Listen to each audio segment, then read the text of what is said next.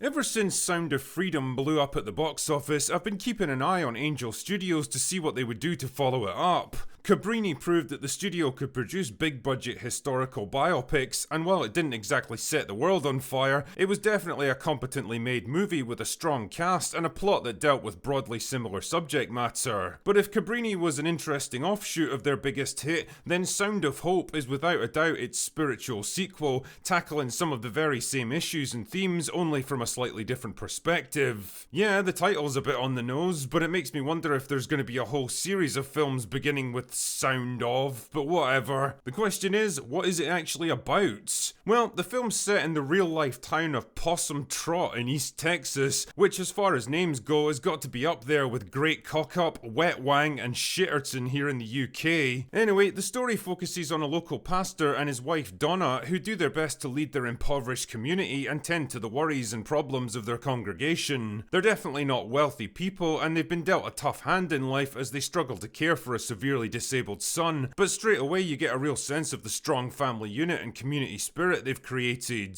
They're good people doing their best in tough circumstances. Anyway, Donna's left devastated when her mother suddenly passes away and decides that she wants to make more of a difference with her own life. At first she considers having more children, but when it becomes clear that isn't possible, the couple begin to look into adopting instead.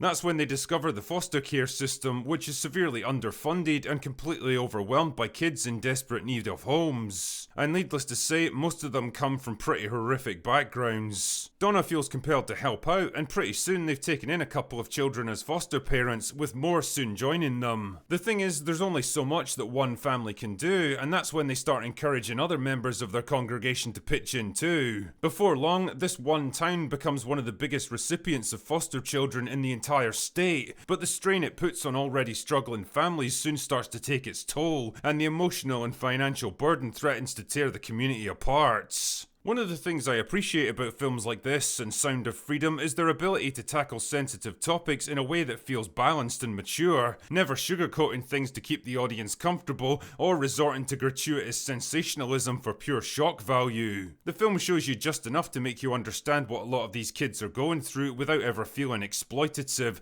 and that's a pretty impressive line to walk. And damn man, it shines a pretty unflattering light on the American foster care system, which is depicted as understaffed, underfunded and completely incapable of coping with the sheer scale of the problem. Eliza Mitchell perfectly plays her character with the kind of weary resignation of someone that's been doing this way too long and seen way too many failures. And it's by no means plain sailing once the kids themselves are settled into their foster homes. A lot of them have been lifted straight out of the worst situations imaginable, and the physical and emotional scars they bring with them can't always be healed.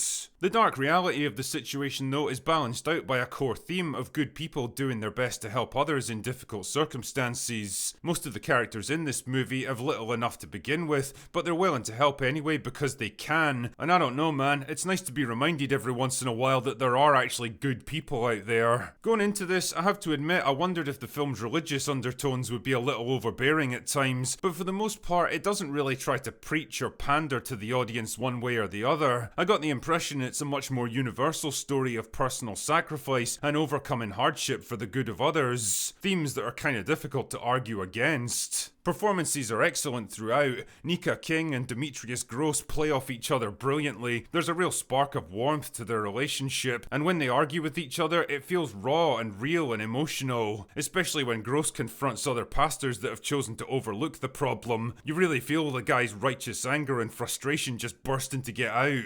It's the same with the rest of the cast, who all give naturalistic performances, and even the child actors do a pretty good job. Stuff like that can absolutely derail a movie if it goes wrong, but I think they managed to get surprisingly compelling performances from the younger actors. Ultimately, while Sound of Hope isn't likely to be for everyone, and probably isn't the kind of film I'd normally watch, I'm kind of glad that I did because it hit a lot harder than I expected. It's definitely not afraid to go to some pretty dark places, but it also never loses sight of the light at the end of the tunnel, and by the time it's over, I think it's taken the audience through a difficult but ultimately satisfying journey, and it's one that I'm glad I went on.